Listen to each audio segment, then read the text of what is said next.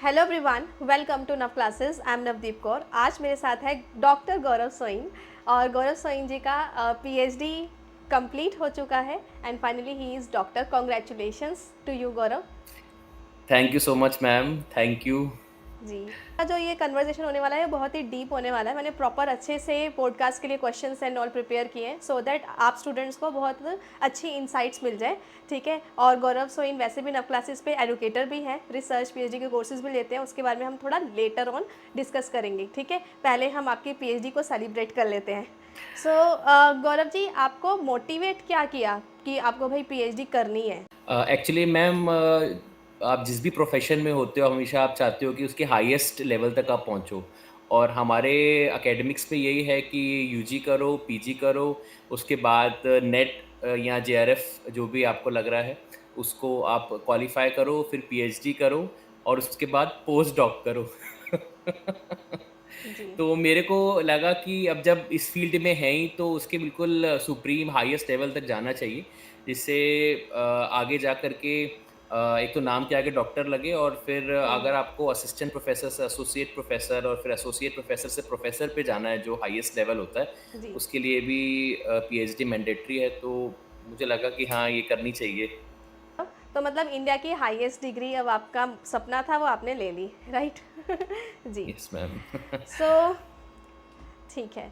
सो biggest challenge आपके life में क्या आया जब आप पीएचडी कर रहे थे?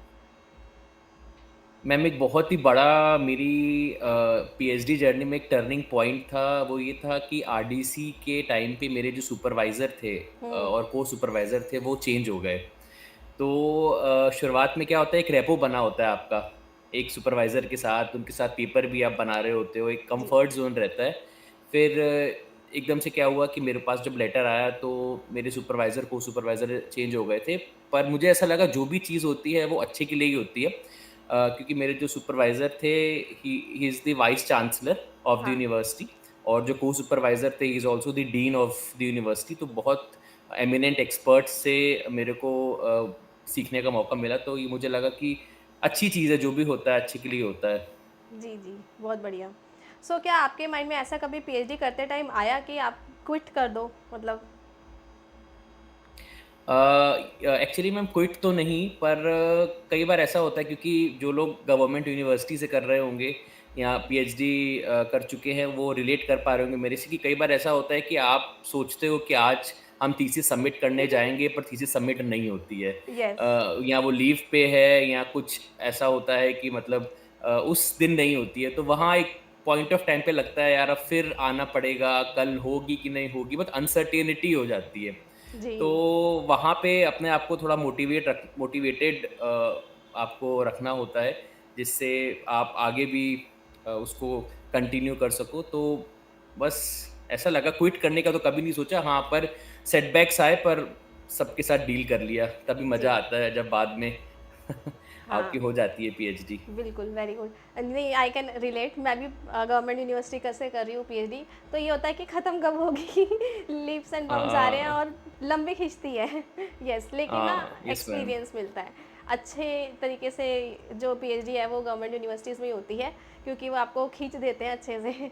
जब तक हमारा हाँ, और मैम सर्टिफिक वैल्यू हाँ, भी मतलब वैल्यू है। कंपैरेटिवली आजकल तो ऐसा है कि जब आप जाते हो कहीं पे, हाँ तो जी। वहाँ पे भी ये भी देखते हैं कि आपने पीएचडी कहाँ से की है, यस। आपके एक्रेडिशन क्या है। तो उसका भी थोड़ा वेटेज होता है और लाइफ में एक ऐसा मोमेंट है पीएचडी। तो मेक श्योर कि वो अच्छी जगह से करो जिससे आगे वैल्यू हो आपकी भी और आपकी यस, पीएचडी की भी। बिल्कुल सही कह रहे हो आप। स्टूडेंट्स को ये चीज़ भी इम्पोर्टेंट है कि भाई प्राइवेट यूनिवर्सिटी से ज़्यादा वैल्यू पीएचडी की गवर्नमेंट यूनिवर्सिटी, क्योंकि प्राइवेट यूनिवर्सिटी लोग को पता नहीं माइंड में बना हुआ है कि ये तो हो हुँ, जाती है, निकल जाती है, कर लेते हैं। बट गवर्नमेंट यूनिवर्सिटी में हुँ, टाइम लगता है और वो थोड़ा ज़्यादा जेन्यूनली मेहनत लगती है। काम हो जी। पाता है। जी। Yes ma'am. सो अब अभी आप पीएचडी कर चुके हो, है ना? तो आप, एक होता है ना कि हम जिस जगह पे कभी गए ही नहीं उसकी जगह पे बाहर से सब कुछ अच्छा अच्छा लग रहा होता है, अंदर जाओ तो पता चलता है हुँ, अरे ये तो कुछ और ही निकला। तो ऐसा कुछ है कि हुँ। पीएचडी रियलिटी वर्सेस एक्सपेक्टेशन में कुछ डिफरेंस नज़र आया? यस मैम, एक्सपेक्टेशन लोगों ने ऐसा बनाया हुआ है कि मतलब ये एक लॉन्ग प्रोसेस है, यस। एक टाइम कंज्यूमिंग प्रोसेस है, पर मुझे ऐसा लगता है कि ये आपके ऊपर भी काफ़ी हद तक डिपेंड करता है। जो रियलिटी वो ये है कि ये आपकी पीएचडी है, आपको ख़्याल रखना है। मतलब आपका अगर थोड़ा-सा एंथुसियाज़्म रहेगा, आपका अगर थोड़ी अप्रोच पॉज़िटिव रहेगी, थोड़ी क्विक रहेगी, तो जी। पीएचडी आपकी जल्दी हो जाएगी। तो लोगों ने बेसिकली एक तरीके से हवा बना रखा है पीएचडी को कि भाई पीएचडी हुँ, पता नहीं लोगों के माइंड में होता है कि पीएचडी करनी चाहिए कि नहीं करनी चाहिए, है ना? हुँ, तो मेरे आपने भी एक्चुअली साथ में टीच किया ही है पीएचडी के साथ और मैं भी एक तरीके से अपना प्रोफेशन में हूँ ना हुँ। क्लासेस पे भी। तो इसका मतलब कि आप ना पीएचडी का कोर्स वर्क के लिए रेगुलर रहो लेकिन उसके बाद आप मैनेज कर सकते हो। ज़रूरी थोड़ी कि सिर्फ पीएचडी अकेले के लिए ही करना है। अब इट डिपेंड्स ऑन यू कि आप जेआरएफ का मनी मिल रहा है वो ले लो या तो साथ में जॉब कर लो। ठीक है? तो आप उसके बारे में बताओ कि यहाँ पर आप इसके बारे में क्या बताओगे? मैम ये तो आपका टाइम मैनेजमेंट है पूरा। मतलब हाँ, मैंने बहुत सारी सक्सेस स्टोरीज़ देखी हैं। मैं खुद मैरिड हूँ, मेरा एक बच्चा हाँ, है और यस। मैं बिल्कुल अलग रह रहा हूँ, not with the family because I don't belong to this city. तो बट सब आपकी चीज़ वाइफ़ मैनेज और करना होता है। बेबी तो आपके साथ ही है शायद, है ना? हाँ जी, हाँ जी, वो हाँ, मेरे मतलब साथ ही हैं। तो पेरेंट्स की फैमिली के मतलब पेरेंट्स हाँ, हाँ, पेरेंट्स जो है वो दूसरी सिटी में हैं, तो थोड़ा-सा क्या होता है पूरा प्रेशर आप पे आ जाता है क्योंकि जी, घर की भी अपनी सब चीज़ें हैं सब्ज़ी और ये और वो मैनेज सब करना चीज़ें। है। तो आपको जॉब भी करनी है, आपको अपने घर की भी सारी चीज़ें देखनी है, साथ-साथ में आपको पीएचडी के चैप्टर्स भी लिखने हैं, साथ-साथ में आपको 2 रिसर्च पेपर्स भी लिखने हैं। मतलब it's all about time management कि आप कैसे टाइम मैनेज करते हो। अगर आप अच्छे से टाइम मैनेज कर रहे हो तो सब हो सकता है। मतलब हुँ, किसी को भी किसी चीज़ को भी गिव अप करने की नहीं है। बस ये है कि हर तरीके से आप अपना टाइम मैनेज करो, हर चीज़ को अपना एक टाइम दो, एक डेडिकेटेड टाइम दो आप। हुँ, ठीक है। सो ठीक है, तो आपको क्या लगता है कि आपके पीएचडी के लिए रिसर्च गाइड या सुपरवाइज़र का कितना रोल है? मैम ऐसा रहता है कि मतलब अब सुपरवाइज़र का तो बहुत इम्पोर्टेंट रोल होता है, वो आपको हर एक चीज़ में गाइड करते हैं, सुपरवाइज़ करते हैं। पर कई सारे लोगों को मैंने देखा है क्योंकि मैं भी जब वीडियोज़ डालता हूँ research and PhD guide success classes में, तो उसमें भी यही देखता हूँ कि my supervisor is not responding या ही और शी इज़ नॉट सपोर्टिव ये और वो। तो जी, कई सारी चीज़ें तो आपको खुद भी लर्न करनी होती हैं। अगर ऐसा कुछ आपको आपके सामने ऐसा केस आ रहा है कि आपको उतना सपोर्ट नहीं मिल पा रहा है, और जैसे कि मैंने आपको पहले ही बोला इट्स योर पीएचडी, तो there are multiple options available. मेरी वीडियोज़ आती हैं, उससे उसमें मैं खुद जो एक्सपीरियंस आप अगर देखो मेरी वीडियोज़ को, जो मैं खुद एक्सपीरियंस करता हूँ, वो सारी की सारी वीडियोज़ आती हैं। मतलब अगर आप मेरी पिछली आप 20 वीडियोज़ देखोगे तो मैंने सिर्फ़ पीएचडी, वाइवा वोस और पीएचडी से पहले क्या करना चाहिए, बाद में क्या करना चाहिए, लेटर कब आता है, थीसिस सबमिशन के बाद क्या होता है, एक्सटर्नल से कैसे बात करनी है, सब चीज़ें बताता हूँ क्योंकि मुझे ऐसा लगता है कि मेरे जैसा और कोई भी फेस कर रहा कर होगा रहा होगा। या आगे करेगा, तो उनको भी हेल्प हो। तो सारे के सारे जो वीडियोज़ रहते हैं सब रियलिस्टिक रहते हैं क्योंकि मैं खुद उस जर्नी से गुज़र चुका हूँ। जी, तो ये एक इम्पॉर्टेंट चीज़ है कि आपको मतलब हर एक चीज़ को मैनेज करना है और साथ ही साथ अपनी पीएचडी कंप्लीट करनी है। जी, सही कह रहे हो। सो हमारा एक यूट्यूब चैनल है रिसर्च पीएचडी नव क्लासेस, ठीक है? तो वो लिंक डिस्क्रिप्शन में सबसे पहले दे दूँगी, उसको देखो। गौरव सोइन सर आपको उसका जो शॉर्ट्स वाला टैब है उसमें रेगुलरली वीडियो डाल रहे हैं, ठीक है? तो ये वो चीज़ें हैं जो कि कहीं कोई बताता नहीं है और हम हमेशा किसी से पूछते हैं और जो हमारे साथ हो रहा है ना, वही सब चीज़ें डेली शेयर की जा रही हैं उस यूट्यूब चैनल पे, तो काइंडली चेक दैट ऑल्सो। जी, ठीक है। सो एक एवरेज रिसर्चर को और हाई इम्पैक्ट रिसर्च लिखने में क्या डिफरेंस है? अगर रिसर्च के बारे में बात करें तो? मैम रिसर्च मैंने कई सारे लोगों को ये देखा है कि जो ऐसा परसेप्शन बना हुआ है लोगों का कि मिथ है कि क्या है कि ये एक रिसर्चर वही हो सकता है जो बहुत इंटेलिजेंट है, जो हाँ, ब्रिलियंट है, जो जी, एक्स्ट्रा ऑर्डिनरी है, जिसके 90+% आते हों, ये हों, वो हों, पर ऐसा कुछ भी नहीं है ना? रिसर्चर जो है उसको पहले तो पूरी रिसर्च की नॉलेज अच्छे से होनी चाहिए। जैसे अपना रिसर्च एप्टीट्यूड होता है नेट जेआरएफ में या अपन कोर्स वर्क में रिसर्च मेथोडोलॉजी पढ़ते हैं। मतलब सब चीज़ों से अवगत होना चाहिए, उसको सारी नॉलेज होनी चाहिए। और अगर सारी नॉलेज है, अगर जज़्बा है, क्यूरियोसिटी है, साइंटिफिक बेंड ऑफ माइंड है, कुछ नया सीखना है, सोसाइटी में कुछ नया कंट्रीब्यूट करना है, इस तरीके का अगर अप्रोच है, तो कोई भी रिसर्चर बन सकता है। ज़रूरी नहीं कि आप एक्स्ट्रा ऑर्डिनरी हो या आप ब्रिलियंट हो तो ही आप बन सकते हो। हाँ, पीछे बस जो ये हो है गया कि हाँ, वो तो ठीक है। हाँ जी। अब राइटिंग स्किल्स, नरेशन सीखा भी जा सकता है। हाँ जी, प्लीज़। हुँ। कई बार क्या होता है मैम, रिसर्चर को मतलब सक्सेस से ज़्यादा कई बार ऐसे सेटबैक्स का सामना करना पड़ता है। रिजेक्शन आ गया, ये आ गया, वो आ गया। कई बार चैप्टर लिखा, कई बार कोई किसी रिसर्च पेपर में बहुत टाइम लगाया, पता चला पूरा का पूरा जो रिसर्च पेपर है वो स्क्रैप हो गया। यस। तो बस अपने आप को लेट डाउन नहीं करना है, मोटिवेटेड रखना है। और अगर मोटिवेटेड रखोगे, अभी कुछ टाइम पहले मैंने मतलब एक मेरा एक पेपर एक्सेप्ट हुआ Scopus Q1 ABDC B category में। हाँ उसमें जी। मैम मैंने 1 साल से ज़्यादा टाइम दिया।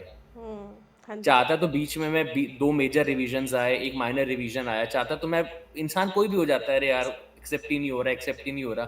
पर फाइनली जो रिव्यूअर्स के कमेंट्स आए, उनको ध्यान में रख कर के उसको और ब्यूटीफाई किया करते-करते फाइनली जब आया सामने कि आपका पेपर एक्सेप्ट हो गया है, तो वो अलग ही खुशी थी। मतलब सारी की सारी जो मेहनत थी 1 साल की, वो एक साथ आपको मिल गई मिल गई। सक्सेस के रूप में। सक्सेस मिल गई। तो जी। यही चीज़ है कि मोटिवेटेड रहो, और कोई भी चैलेंज आता है तो उसको फेस करो। जी, ठीक है। सो यही चीज़ है कि जो आपका पेपर है ना उसमें लिखते-लिखते ही क्योंकि सीखने को मिलता है, और हम जितना सही से लिखेंगे, खुद से लिखेंगे उतना ही बेटर है। आजकल मैं देख रही हूँ लोग एआई का यूज़ कर रहे हैं। एआई का यूज़ सीखने के लिए करना चाहिए, आइडिया लेने के लिए करना चाहिए, पेपर लिखने के लिए नहीं, क्योंकि एक्चुअली वो पकड़ा जाता है, ठीक है? वो टर्निटिन वगैरह भी पकड़ लेता है। जी, और वो भी ये सारी चीज़ें भी गौरव सर ने सिखाई हुई हैं। एआई वाला एक आपने तो कोर्स भी लिया था नव क्लासेस ऐप कोर्स में। भी है मेरा, हाँ जी। यस। जी, जी, ठीक है। यस। सो रिसर्च पीएचडी वाले टैब में नव क्लासेस ऐप के अंदर भी आप गो थ्रू करना, उधर गौरव भी सर्च करोगे ना, GAUR, आपको सर के सारी वीडियोस कोर्सेज मिल जाएंगी। जी। सो अपने रिसर्च के अंदर ओरिजिनलिटी कैसे लेकर आए फिर, कि हाँ ये आपने लिखा है? ओरिजिनैलिटी के लिए मैम पहली चीज़ तो मतलब वो एकेडमिक राइटिंग पे फ़ोकस करनी चाहिए, क्योंकि जी। मैंने मैम कुछ ऐसे पेपर देखे हैं, मतलब वो कुछ भी नहीं है, हाँ। पर प्रेज़ेंटेशन अच्छे होने यस। की वज़ह से वो Q1 और ए स्टार कैटेगरी में चले गए यस। हैं। मतलब अगर आप पेपर दिखाओगे तो पूरा डिस्क्रिप्टिव है, मतलब कुछ आपको ऐसा नहीं लगेगा कि मतलब कुछ वहाँ बहुत सारे टूल्स लगाए हैं, बहुत एनालिसिस किया है, ये है, वो है। पर ये उसको इस तरीके से प्रेज़ेंट किया है, लिखने का जो तरीका है वो इतना शानदार है कि वो एक्सेप्ट हो गया पेपर। यस। तो वही लैंग्वेज राइटिंग की आपको इम्प्रूव करनी होगी, और इसमें ये नहीं सोचना कि मैं कुछ भी कर दूँ, जल्दी-जल्दी कर दूँ। यहाँ पे जल्दी-जल्दी होता है नहीं कुछ। यहाँ पे पेशेंस की रिक्वायरमेंट है। आपको लिखना है एक-एक सेंटेंस, भई एक पैराग्राफ लिख रहे हो उसको 2-3 बार खुद से एक एज़ अ पर्सन देखो कि भई क्या नज़र आ रहा है, उसमें कुछ समझ में आ रहा है कि नहीं आ रहा है, ठीक है? तो ये इम्पोर्टेंट है। इसके एज़ अ साथ-साथ मैम रिव्यूअर पढ़ो। लिटरेचर हाँ। लिटरेचर रिव्यू में ना लोग थोड़ा-सा कन्नी काट जाते हैं। हाँ। लिटरेचर रिव्यू अच्छे जर्नल्स से लेना चाहिए, अच्छे जी। जर्नल्स का लिटरेचर रिव्यू करना चाहिए, क्योंकि आपको पता चलता है कि कैसी चीज़ें लिखी गई हैं। है ना? जब हम जी। देखेंगे तो हमारे अंदर भी, हम जब पढ़ते रहेंगे तो हमारे अंदर भी वो चीज़ जनरेट हो जाएगी। तो आप सबसे यही एक सजेशन है मेरा कि आप जब लिटरेचर रिव्यू कर रहे हो तो try to focus on journals जो अच्छे हाई क्वालिटी। जर्नल्स हैं, हाई क्वालिटी जर्नल्स हैं, या Q1 या Q2 जर्नल्स हैं, तो उसका थोड़ा-सा क्या है कि आपको पता चलेगा कि कैसे लिखा जाता है, फिर आप भी उसको इनकॉर्पोरेट करोगे। जी। तो अब मैं ये पूछना चाहती हूँ कि अगर हम रिसर्च लिखते हैं, है ना? तो उसमें आपको क्या लगता है कि मेथोडोलॉजी का इम्पोर्टेंस ज़्यादा है कि थ्योरी का? मैम अब रिसर्च अगर लिख रहे हैं तो रिसर्च पे डिपेंड करता है ये चीज़। जैसे हाँ। कि अगर आपकी ज़्यादातर मतलब अगर आपकी रिसर्च में मिक्स्ड मेथड अप्रोच यूज़ की है, या आपने क्वांटिटेटिव मेथड या क्वालिटेटिव मेथड यूज़ किया है, तो वो एक अलग सेपरेट रिसर्च हो जाएगी। कई बार क्या है कि एक जो मेरा पेपर है, जो ये Q1 वाला है मेरे पर, उसमें क्या है कि मैंने थ्योरी एडिशन किया है, थ्योरी ऑफ जी। प्लांट बिहेवियर को मैंने रिलेट करने की कोशिश की है, और उसको मैंने थोड़ा-सा और एक्सटेंड किया है। तो वो मेरा थ्योरेटिकल पर्सपेक्टिव से मैंने पेपर बनाया हुआ है। तो जी। ये आपका रिसर्च पे डिपेंड करता है कि आपका रिसर्च मेथोडोलॉजी तो सब में इम्पोर्टेंट होती है, पर depending upon the nature of the research चीज़ें बदल जाती हैं। हाँ, मैं यही पूछना चाह रही थी एक्चुअली, जो अभी आपने Q1 वाली बात कही ना, कि जो अच्छे पेपर होते हैं ना, जो पब्लिश होते हैं, अगर जैसे आपका पीएचडी का पेपर है, उसमें आपने सैम वगैरह ऐसा कुछ लगाया होगा, क्या किया था उसमें आपने? मैम मैंने उसमें SPSS भी लगाया था, स्मार्ट PLS भी लगाया था मैंने। हाँ। ये दोनों टूल को मैंने मेजरली यूज़ किया था। हाँ, तो उसमें जो हम फ्रेमवर्क बनाते हैं, अगर वो थ्योरी बैक्ड होता है, तो हम क्या कर रहे हैं, लिटरेचर ले रहे हैं, थ्योरेटिकल बैकग्राउंड दे रहे हैं, थ्योरी बैक्ड फ्रेमवर्क बना रहे हैं, फिर हम उसको सर्वे करके एम्पिरिकली टेस्ट कर रहे हैं। तो इस तरीके से पूरा रिसर्च काफ़ी अच्छा रहता है। जी, ठीक है। सो ये सब तो हो गया। अच्छा, आपको कोई ऐसा ट्रिक आपको मिला कि भाई अच्छे जर्नल में कैसे पेपर पब्लिश करा सकते हैं Q1 में करा के? मैम मेरे मेरे को ट्रिक तो बस एक ये बस एक मिला है कि कंपैरेटिवली जब आपके पास Q1 के रिव्यूज़ आते हैं, तो यस। जो रिव्यूज़ जो देते हैं रिव्यूअर, वो ना हाँ। ऐसे फॉल्ट फाइंडिंग नहीं होते हैं कि आपने ये नहीं लिखा, आपका ये गलत है। वो आपको सजेशन देते हैं फॉर हुँ, इम्प्रूवमेंट। हुँ। तो उसमें क्या है कि जब आपको कोई सजेशन दे रहा है, तो बट नेचुरली आप उसको इनकॉर्पोरेट करोगे। जब आप उसको करोगे, तो उनके हिसाब से ही हो गया पेपर। यस। राइट? तो ये बहुत अच्छी चीज़ होती है जो मेरे को समझ में आई, जो एक ट्रिक आप कह सकते हो कि यस। अगर आपको एक्सेप्टेंस चाहिए, तो पहले तो जो भी थीम है, आप जिस भी जर्नल को टारगेट कर रहे हो, उसका उसकी जो थीम है, उससे आपका रिसर्च पेपर मैच होना चाहिए। और बस कोशिश आप ये करो कि ऐसा बना लो आप रिसर्च पेपर कि डेस्क रिजेक्ट ना हो। हाँ, मतलब सही बात डेस्क है। रिजेक्शन के चांसेस ये होते हैं कि आपने पूरा ऑथर गाइडलाइंस फॉलो नहीं की, या आपका थीम बिल्कुल मैच नहीं कर रहा है। थोड़ा बहुत भी अगर हल्का भी अगर वेरिएशन होगा, तो वो भी एक्सेप्टेबल हो जाता है, पर बहुत ज़्यादा अंतर नहीं होना चाहिए। अगर डेस्क रिजेक्ट नहीं हुआ, फिर तो आपको रिव्यूअर के कमेंट्स आते रहेंगे, उसको जी। आप इनकॉर्पोरेट करो, आपको बिल्कुल एक्सेप्ट होना पक्का है।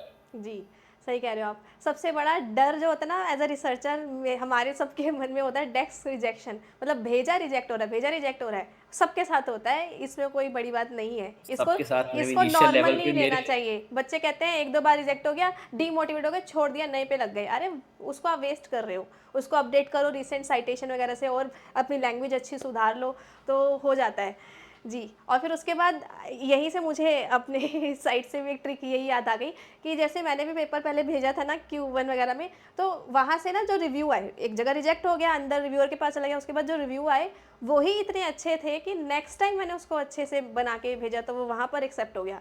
येस, वो हुँ। रिव्यूअर के कमेंट एक जर्नल के जहाँ से रिजेक्ट हुआ है, उसको यूज़ करके दूसरे जर्नल में बढ़िया वर्क कर जाते हैं और अपने मेन एक जर्नल में ट्रिक भी। और है मैम मेरी, हाँ, कि बताओ। ना मतलब जब भी आप पेपर लिख रहे हो, तो किसी एक पेपर पे फ़ोकस मत करो। हाँ, साइमल्टेनियसली 2-3 आप लेके चलो पेपर। जी। जैसे मेरा मैंने लास्ट ईयर मार्च में जब अपना ये वाला पेपर Q1 वाला डाला था, उसके हुँ, साथ-साथ मैंने 2 बुक चैप्टर स्कोपस में अपने अच्छा, इंडेक्स मतलब करा पब्लिश करा लिए। लिए, जो स्कोपस इंडेक्स्ड है। तो अगर आप एक ही पे फ़ोकस करोगे कि हाँ, मतलब मैंने एक पेपर भेज दिया, अब मैं उसी का इंतज़ार हाँ, करूँगा, तो यस। ऐसा भी होता है कई बार 4 महीने बाद टेस्ट रिजेक्ट हो जाता है। हाँ, तो आपके 4 महीने तो वेस्ट हो गए, साइमल्टेनियसली आप किसी और पे काम करो रिसर्च पे। जी। इससे क्या है कि कुछ ना कुछ आप सीखते रहो, कुछ ना कुछ काम हाँ, होता रहे। सही बात है। एक मेथोडोलॉजी आपने सीखी, उसका पूरा पेपर लिख लिया, उसको भेज दिया, वो होता रहेगा। रिव्यू आते रहेंगे, भेजते रहेंगे, आते रहेंगे, भेजते रहेंगे। उसकी जगह पे फिर साथ में दूसरे पेपर पे भी लिखना शुरू कर दो, फ़ोकस कर लो। बस करते चले जाओ। जी, ठीक है। सो अब हम आगे करियर की बात करें तो आपको क्या लगता है कि what are the careers after the PhD? Ma'am PhD के बाद एक तो अपना एकेडमिक्स का करियर है ही, जिसमें आप हुँ, इस लेवल पे जाते हो असिस्टेंट से एसोसिएट, एसोसिएट से प्रोफेसर। जी, इसके अलावा आप फंडेड प्रोजेक्ट्स में भी जा सकते हो। कई सारे ऐसे आईसीएसएसआर के फंडेड प्रोजेक्ट्स होते हैं, जिसमें वो आपको हाँ, ग्रांट प्रोवाइड करते हैं, फंड्स प्रोवाइड करते हैं। वहाँ पे भी जा कर के आप किसी पर्टिकुलर एरिया पे रिसर्च कर सकते हो। इसके अलावा कंसल्टेंसी आजकल बहुत ज़्यादा ये ट्रेंड चल रहा है कि आपको नहीं आ रही है अगर रिसर्च, तो मैं आपको उसकी नॉलेज देता हूँ। हम लोग यूट्यूब के थ्रू करते हैं, कुछ पर्सनलाइज़्ड करते हैं हाँ, यस। कंसल्टेंसी। जैसे आप भी करते हो मैं मैम, भी करती हूँ रिसर्च पर्सनलाइज़ कोर्सेज़ प्रपोज़ल में। के लिए करते हो, आप रिसर्च पेपर के लिए करते हो, तो इस पे भी आप कर सकते हो। कंसल्टेंसी दे सकते हो लोगों को, जिनको नॉलेज नहीं मिल पा रही है किसी भी हाँ, सोर्स वन से, टू वन उनको आप आपके टाइटल हेल्प के कर हिसाब सकते से हो। हेल्प हो गया। जी, जी, जी, जी, तो ये कुछ एरियाज़ हैं जिसमें अच्छा स्कोप है। जी। अ, हाँ, रिसर्च सेंटर बने हुए हैं, सर्च करो अपने एरिया के आसपास कि रिसर्च सेंटर कौन से हैं, वहाँ पे जॉब निकलती रहती है। बल्कि हुँ। कुछ तो टेम्परेरी निकलती है, एटलीस्ट वो करो, उससे आपका वो आ जाएगा, क्या कहते हैं, एक्सपीरियंस। फिर उसके बाद जब परमानेंट निकलेगी, उसमें आप दिखा सकते हो कि देखो मैंने ये काम किया हुआ है। गवर्नमेंट जॉब्स आती है रिसर्च सेंटर्स की, सभी यूनिवर्सिटीज़ के, इवन आपका खुद का रिसर्च सेंटर है, हाँ, यूनिवर्सिटी यस का, मैम। जहाँ से आप बिलॉन्ग करते हो। इवन जी, मैम अभी कुछ दिनों से पीएचडी के बाद मेरे को कुछ ऐसे मैसेजेस आ रहे हैं कि सर आप हमारी थीसिस में मदद कर दीजिए, ये वो, मतलब जी, in exchange of some money, हाँ, मोनेटाइजेशन। मैंने कहा कि अभी तो मेरे को ये थोड़ा सा पीरियड अपना एंजॉय एन्जॉय करने दो। करना है। पीएचडी के बाद वाला थोड़ा मैं हाँ, नहीं तो जितनी आप वन मेहनत ऑफ की है क्लासेस उसको। में वो चीज़ भी हम पॉसिबल करवा सकते हैं थीसिस जी, जी, गाइडेंस जी, वाली। गाइडेंस करना। पर 1 टू 1। कंसल्टेंसी एक अच्छा एक ऑप्शन है, जिससे लोगों की आप मदद भी करोगे और अच्छा हो सकता है आगे। जी, तो आप भी कमेंट में बताइएगा कि क्या आप गौरव सर से 1-to-1 कंसल्टेंसी या थीसिस गाइडेंस चाहते हो, तो नव क्लासेस पे अलग से निकाल देंगे। सर के पास टाइम होगा तो बता देना सर। बिल्कुल मैम। बिल्कुल मैम, एक कोर्स निकालेंगे। हाँ, ठीक है। सो अभी आपको क्या लगता है, पीएचडी तो आपकी हो गई, तो इसके बाद ऐसे ही बाकी स्टूडेंट्स के लिए कि क्या आपको लगता है पीएचडी वर्थ इट है आज आज की डेट में? मुझे लगता है मैम आज की डेट में वर्थ इट ज़्यादा है कंपैरेटिव टू ऐसे लोग, मतलब ऐसे जो जिन्होंने 20 साल पहले 15 साल पहले की, क्योंकि आजकल बहुत डायनेमिक ज़माना हो गया है। हुँ, बहुत सारे एवेन्यूज़ हैं, बहुत सारे ऑप्शंस हैं जिस पे आप रिसर्च कर सकते हो, मतलब रिसर्च लिमिटेड नहीं रह गई अब। जी। तो आजकल और एआई भी आ गया है, तो एआई का भी अगर आप अच्छी तरीके से यूज़ करो कोई चीज़ समझने के लिए, हुँ, कोई चीज़ को आपको अगर अंडरस्टैंड करना है, तो आजकल एआई के ज़माने में भी आप काफ़ी अच्छी-अच्छी चीज़ें कर सकते हो। तो मुझे लगता है आप अब जो पिछले कुछ सालों से या जो आगे आने वाले लोग जो पीएचडी कर रहे हैं, मतलब मुझे ऐसा लगता है कि वो रेलेवेंट है, उनकी पीएचडी जी। उन्होंने अच्छे से हाँ। की है। हाँ, और तुम अभी आपने एआई का ज़माना बताया, मुझे ये याद आया कि एआई आया कहाँ से? वो भी तो रिसर्च करके ही आया है। ठीक है, तो बिल्कुल, कंपनीज़ भी बिल्कुल। रिसर्चर्स को हायर कर रही है। अगर आपके पास पीएचडी डिग्री है, तो ये जितनी बड़ी-बड़ी कंपनीज़ हैं, उनको अपना मार्केट रिसर्च करना है, और भी इस तरीके से काफ़ी लैक्स ऑफ में सैलरी होती है। अगर बाहर चले जाओ तो भाई हुँ, हुँ, करोड़्स में हुँ, बन हुँ। जाएगी। जी। अच्छा, इसी से याद आया मुझे कि आपको क्या लगता है कि पीएचडी या रिसर्च इंडिया में करना बेटर है या अब्रॉड में, या कैसा? मैंने जो सुना है मैम ये चीज़ कि हाँ, मतलब ऐसा सुन मैंने भी सुना है कि पोस्ट डॉक लोग कहते हैं ऐसा, बाहर। जितने लोगों से मिलता हूँ कि वो फॉरेन से करना चाहिए ऐसा हाँ, करके। पर पीएचडी तो आप इन बस ये है कि जब पीएचडी आप शॉर्टलिस्ट करो जिस भी यूनिवर्सिटी में, वहाँ पे आपका डोमेन होना चाहिए, आपके डिसिप्लिन होना चाहिए, उससे रिलेटेड सुपरवाइज़र्स होने चाहिए, गाइड्स होने चाहिए, और उसका वो एनवायरनमेंट होने चाहिए रिसर्च का, चाहे प्लेगरिज्म चेक करना है, चाहे डाटा एनालिसिस टूल्स हैं, वो हाँ। सारी चीज़ें भी होनी चाहिए। तो ये नहीं, ये तो चीज़ों अब पे नव क्लासेस पे अवेलेबल है ना, फ्लैग चेक करना, इनको बताइए ज़रा जी, कि जी, अगर आपकी टर्निटिन यूनिवर्सिटी पे में अवेलेबल नहीं है, तो चिंता ना करो, नव क्लासेस पे टर्निटिन का फ्लैग चेकर है।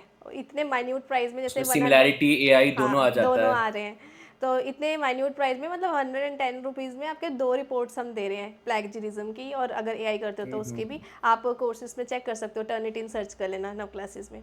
जी, हाँ। जी, जी, जी, जी, जी।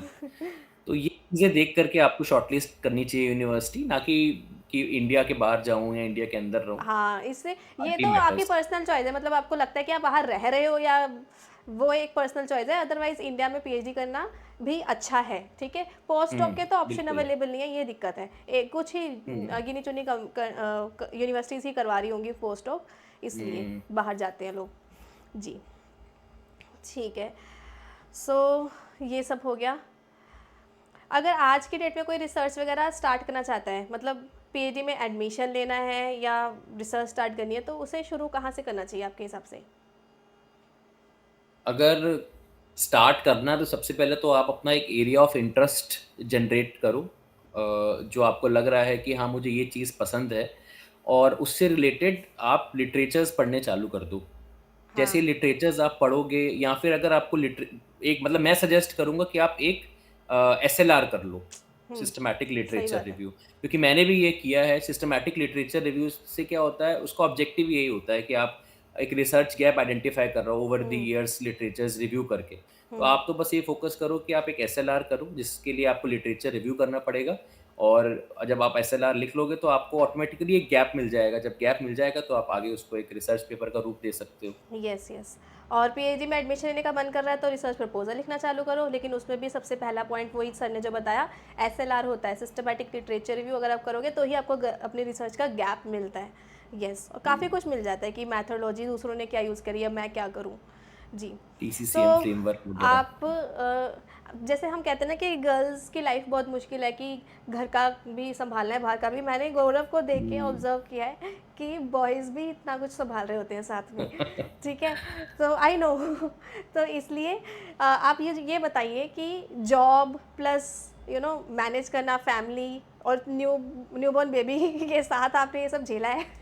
और रिसर्च, और मुझे पता है जब हम कभी बात करें तो बीच-बीच में आता था, आज नहीं बोल रहा।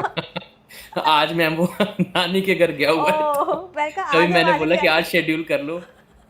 इसलिए। सही है, सही है। हाँ, तो बस फिर ये मैनेज कैसे करना है इतना सब कुछ? मुझे ऐसा लगता है, जो मैं अपना पर्सनल एक्सपीरियंस है, कि आपके पार्टनर का भी बहुत बड़ा रोल हाँ, होता है आपकी जी, सक्सेस में। मतलब उन्होंने मुझे टाइम दिया, मेरी वाइफ़ ने, कि मैं अपना पैशन को जी सकूँ, जी, पीएचडी की डिग्री हासिल कर सकूँ। तो मुझे ऐसा लगता है कि सिर्फ़ मेरा श्रेय नहीं है, मेरे हाँ, माता-पिता का, मेरी बेटर हाल्फ का, सिस्टर का, बेटे का, सबका उतना ही योगदान है, कि मेरे को आज ये मैं नाम के आगे ये टाइटल लगा पा रहा हूँ। हाँ तो जी। बस ये है कि सपोर्टिव अगर आपको फैमिली मिल जाती है, तो फिर एवरीथिंग इज़ पॉसिबल। जी, फैमिली का सपोर्ट इज़ ऑल्सो इम्पोर्टेंट। मतलब अपने साथ की जो सराउंडिंग है, ऑरा है, वो पॉजिटिव है, तो फिर अपना माइंड जो हुँ। है ना, काम पे, घर पे, जॉब पे, हर जगह लग जाता है, नहीं तो वो स्ट्रेस आउट हो जाता है। तो थोड़ा जी, कोशिश जी, जी, कीजिए जी, जी। कि जी, जी, बढ़िया जी, बिल्कुल। सराउंडिंग्स अपने साथ रखें। जी, ठीक हाँ है। जी। तो आप ऐसी कोई आदत बताना चाहते हो, habit that can improve the research quality? हाँ, तो फिर अपने अंदर क्या इम्प्रूवमेंट करें कि रिसर्च क्वालिटीज़ वगैरह भी, एज़ अ रिसर्चर भी एक क्वालिटी इंक्रीज़ हो? जी। मुझे ऐसा लगता है कि रिसर्च क्वालिटी, या एज़ अ रिसर्चर अगर आपको इम्प्रोवाइज़ करना है, तो थोड़ा-सा आप चीज़ों को लेकर के क्यूरियस हो जाइए।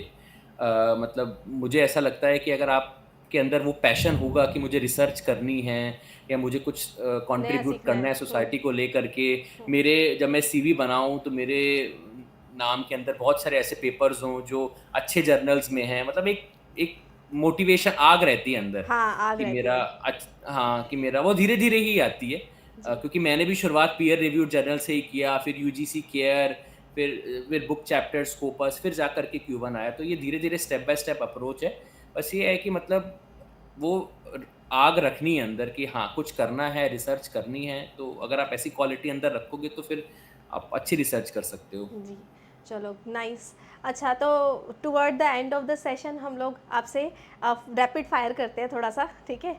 अब अपने पॉइंट ऑफ व्यू से, वैसे ही you have to choose one, कि अगर आपको रिसर्च, वैसे तो सबका सब्जेक्ट ओरिएंटेड होता है कि किसका कौन-सा वाला है, तो अगर आपको चूज़ करना हो कि क्वालिटेटिव या क्वांटिटेटिव रिसर्च, तो आप वैसे उसमें से क्या चूज़ करते हो? मेरा तो मैम क्वांटिटेटिव रिसर्च रहेगा, क्योंकि मुझे डाटा एनालिसिस के जो रिजल्ट्स हैं, उनको वो रहता है कि क्या रिजल्ट आएगा, डाटा कलेक्ट हाँ, किया है, क्या आएगा, पीएलएस लगाना है, ये वो। तो मुझे थोड़ा क्वांटिटेटिव में थोड़ा-सा आपको उत्सुकता रहती मेथोडोलॉजी है। सीखना, लगाना और उसको रिजल्ट इंटरप्रेट करना जानना। अच्छा लगता है। ठीक है। हुँ। So what you choose, publish fast और पब्लिश क्वालिटी? पब्लिश क्वालिटी, बिल्कुल पब्लिश क्वालिटी धीरे-धीरे करो। इसका एग्ज़ाम्पल तो मैंने आपको दिया, 1 साल लग हाँ, गया, 1 साल क्यू1 लग आ गया। गया, तो क्वालिटी के लिए आपको थोड़ा टाइम तो देना पड़ेगा। जी, ठीक है। सो अगर अब आपसे पूछा जाए कि, क्योंकि आप तो टीचर और रिसर्चर दोनों ही हो, तो which role you like the most, research as a researcher और टीचर? वैसे तो अपना-अपना रोल है, पर मैं यहाँ थोड़ा बायस्ड हो सकता हूँ। मुझे पर्सनली रिसर्च करना बहुत अच्छा लगता है। जी, मेरे को आप रिसर्च करवा लो, तो मेरे को मतलब एक अंदर से खुशी मिलती है किसी चीज़ को करने में। तो जी, रिसर्च ओवर टीचिंग कह सकते हो, पर ठीक है। टीचिंग भी बहुत ज़रूरी है। बच्चों के साथ इंटरैक्ट करना, सिखाना भी अच्छा वो लगता एक है। पार्ट ऑफ जॉब है, और ये जॉब है। अंदर जी, जी, जी। जो इंट्रिंसिक मोटिवेशन है रिसर्च, ये कह सकते हैं हम। जी, जी, जी, जी, जी, जी, जी, बिल्कुल। ठीक है। सो अगर आपको थीसिस सबमिशन के बारे में कोई कुछ बोलना हो, या एक वर्ड डेडिकेट करना हो, तो आप क्या कहोगे कि क्या है? मैम, मेरे को मैं तो एक ही चीज़ बोलूँगा, सुकून, सही बात है रिलीफ़। यार। थीसिस सबमिशन एक बहुत ही ऐतिहासिक मूवमेंट होता है। इतना सुकून मिलता है जब आपको सामने से बोला जाता है कि okay, your thesis is submitted, और आपको एक लेटर मिल जाता है। तो वो सबसे अच्छा, क्योंकि उसके बाद फिर आपको थोड़ा रिलीफ़ है। उसके बाद सुपरवाइज़र्स सब करते हैं, जी, रिव्यूअर को भेजना और सब चीज़ें, एक्सटर्नल वाइवा वगैरह। तो सुकून है वो, बहुत बहुत बड़ा अच्छा। सुकून है। बहुत अच्छा आपने वर्ड दिया इसको, क्योंकि इतनी मेहनत होती है, इतने सालों की मेहनत होती है, बस फाइनली वो रंग ला रही होती है और वो टेंशन रिलीज़ हो जाती है। जी, जी, जी, जी, चलो, बिल्कुल। आपको तो आपकी ज़िंदगी का सुकून मिल गया है। हाँ जी, हाँ जी, हाँ जी, बिल्कुल मैम। जी। चलो, anything else you want to share? Anything जो मैं शायद पूछना भूल गई और आप बताना चाहते हो? मैम, मैं बस एक ही चीज़ कहना चाहता हूँ कि नव क्लासेस का मेरी पूरी पीएचडी में, नेट में, जेआरएफ में, नेट मैनेजमेंट में भी है मेरा, नेट कॉमर्स में भी हाँ, है। नव यस। क्लासेस का एक बहुत बड़ा रोल है। मैं आज भी वो मोमेंट, मैं कई बार पहले भी बोल चुका हूँ, आज भी मैं बोलता हूँ कि मैडम जब वो एनालिसिस करती थी एग्ज़ाम के बाद का, वो पल मैं शुक्रिया अदा करूँगा भगवान का कि कहाँ से वीडियो पॉप अप हो गई मेरे पास, जब अच्छा। मैडम ने कर रही थी 2019 की बात है ये, जी। 2019 बहुत साल हो गए। 2019 की बात है, उसके बाद से जब मैडम की मैंने वीडियो देखनी चालू की, तो ऐसा मोटिवेशन हुआ कि अब डॉक्टर लगा के हटाऊँ मैं। जी, जी। मेरे को अभी इससे ये भी याद है कि जिस दिन आपका जेआरएफ हुआ था, आप तो लड़कियों से ज़्यादा रो रहे थे। मेरा यस जेआरएफ हो यस गया। मैम, बिल्कुल। और मतलब उस वो टाइम पे मैम इमोशनली। जी, जी, उस समय मैम साल में 1 बार होता था, कोरोना के चक्कर में हुआ था। हाँ, तो वही 2-2 आप ऑप्शन 2 अपॉर्च्युनिटी मिलती थी, वो 1 मिली तो फिर वो और ज़्यादा होता था प्रेशर। जी, जी। और फाइनली जेआरएफ हो गया तो गौरव ने कहा मैम मेरा जेआरएफ हो गया और वो उसकी आवाज़ मैं सुन पा रही थी। हमारा वीडियो इंटरेक्शन बाद में किया था हमने पॉडकास्ट, लेकिन जी, जी, वो जी, जी, सब जी। समझ में आ रहा था कि किस लेवल का उस टाइम भी आपको सुकून मिला था। यस मैम, वो भी एक सुकून का मोमेंट था। जी, जी, जी, जी। चलो आई तो विश कि आप हाँ, सभी को मैं यही बोलूँगा कि जी, आप मैडम के साथ एसोसिएटेड रहो। बिल्कुल, आप नेट की तैयारी कर रहे हो, जेआरएफ की तैयारी कर रहे हो, पीएचडी की तैयारी कर रहे हो, रिसर्च पेपर की तैयारी कर रहे हो, बिल्कुल आपको फ़तह मिलेगी, सक्सेस मिलेगी। बस ये है कि कंसिस्टेंटली, डेडिकेटेडली मैडम तो जी, अपना 100% दे रही हैं, आपको भी अपना 100% देना है। जी, अगर दोनों तरफ से 100-100 होगा तो फिर तो सक्सेस होनी ही है, फिर तो जीत होनी ही है। जी। सो नव क्लासेस यूट्यूब चैनल पे और नव क्लासेस ऐप में, और गौरव सर की वीडियो आती है रिसर्च पेज नव क्लासेस पे और नव क्लासेस ऐप में भी। तो यहाँ पे क्या-क्या अवेलेबल है, UGC net JRF, assistant professor PGT के कोर्सेज़ जो कि मैं पढ़ा रही हूँ आपको, और रिसर्च पेपर प्रपोज़ल वगैरह के कोर्सेज़ गौरव सर के भी अवेलेबल हैं और मेरे भी अवेलेबल है। आपको जिसका पढ़ाने का तरीका अच्छा लगता है, आप उसके कोर्स में आओ और लो, ठीक है? और सर के साथ तो डेज़िग्नेशन भी लग गया है डॉक्टर का, ठीक है? और अप्रूव्ड हो चुके हैं वो, ठीक है? सो बिल्कुल बहुत अच्छे से आप कुछ बन के ही निकलोगे यहाँ से, जैसे अभी सर बिल्कुल, बन के बिल्कुल। निकले हैं, ठीक है? जी, जी, जी, जी, जी। जी, कीप जी, ग्रोइंग। बिल्कुल। Thank you so much okay. for being part of Nav classes, and doctor Gauri Gaurav Soin को बहुत बहुत congratulations. So dream believe act and achieve. Act and achieve. Thank you, thank you so Thank you, much. ma'am.